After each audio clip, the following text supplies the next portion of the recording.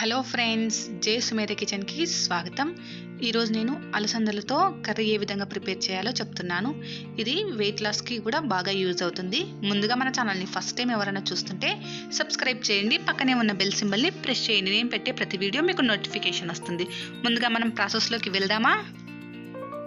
ఒక కప్పు అలసందల్ని తీసుకొని 1 or 2 times మనం బాగా వాష్ చేసుకోవాలి. వాష్ చేసుకున్న తర్వాత ఇందులోకి వాటర్ని నింపేసి 3 నుంచి 4 గంటలు బాగా నాననివ్వాలి. మీకు టైం తక్కువగా ఉంది, అలసందలు త్వరగా నానాలంటే వేడి నీటిని యాడ్ చేసుకోండి. అలసందలు అనేవి త్వరగా నానిపోతాయి. ఒక 3 hours తర్వాత అలసందల్ని మరీ ఒకసారి వాష్ చేసుకొని ఈ వాటర్ అంతా తీసేసి ఈ అలసందల్ని మనం ఒక కుక్కర్లోకి ట్రాన్స్ఫర్ చేసేసుకోవాలి. ఇలా అలసందలన్నింటినీ కుక్కర్లోకి ట్రాన్స్ఫర్ చేసుకున్న తర్వాత ఇందులో అలసందలకు సరిపడా సాల్ట్ను యాడ్ చేసుకోవాలి. ఇందులోనే అలసందలు మునిగే వరకు వాటర్ని కూడా యాడ్ చేసుకోవాలి.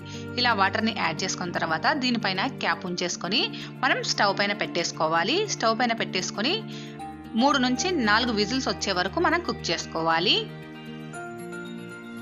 3 విజిల్స్ వచ్చిన తర్వాత మనం స్టవ్ అనేది ఆఫ్ చేసుకొని ప్రెజర్ అంతా వెళ్ళిపోయిన తర్వాత క్యాప్ ఓపెన్ చేసి అలసందలు కుక్ అయ్యాయో లేదో ఒకసారి చెక్ చేసుకుందాము. చూడండి, అలసందలు పర్ఫెక్ట్గా కుక్ అయ్యాయి కదా. ఇప్పుడు వీటిని పక్కన పెట్టేసుకోవాలి. ఇప్పుడు స్టవ్ పైన ఒక ప్యాన్ పెట్టుకొని ఇందులో 1 టేబుల్ స్పూన్ వరకు ఆయిల్ని యాడ్ చేసుకోవాలి. ఆయిల్ కాస్త హీట్ అయిన తర్వాత ఇందులో 1 కప్పు సన్నగా తరిగిన ఉల్లిపాయ ముక్కల్ని యాడ్ చేసుకోవాలి. ఆనియన్స్ని కలుపుకుంటూ కాస్త ఫ్రై చేసుకోవాలి.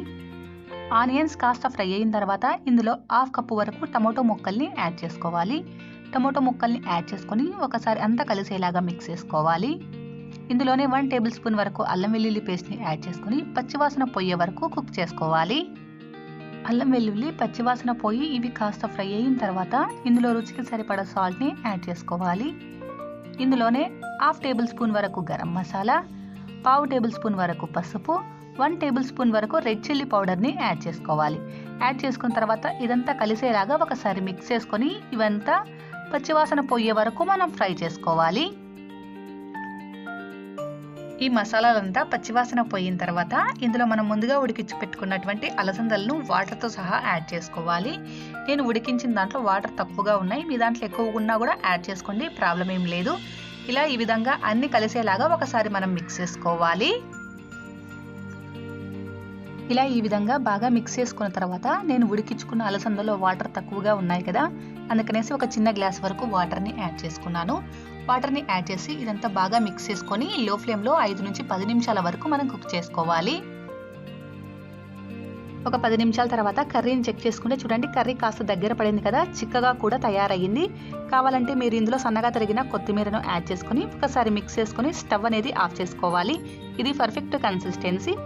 ఈ కన్సిస్టెన్సీలో ఉన్నప్పుడే మనం స్టవ్ ఆఫ్ చేసుకొని ఈ కర్రీని ఒక బౌల్లోకి ట్రాన్స్ఫర్ చేసేసుకోవాలి. ఈ కర్రీ ఇంకాస్తగా చిక్కగా కావాలనుకుంటే పెరుగుని బాగా బీట్ చేసుకొని ఈ కర్రీలో యాడ్ చేసుకోవాలి. ఈ కర్రీలోకి యాడ్ చేసుకున్న తర్వాత మళ్ళీ ఒకసారి అంతా కలిసేలాగా మిక్స్ చేసుకొని సన్నగా తరిగిన కొత్తిమీరతో గార్నిష్ చేసుకుంటే ఎంతో టేస్టీగా ఉండే అలసందల కూర రెడీ.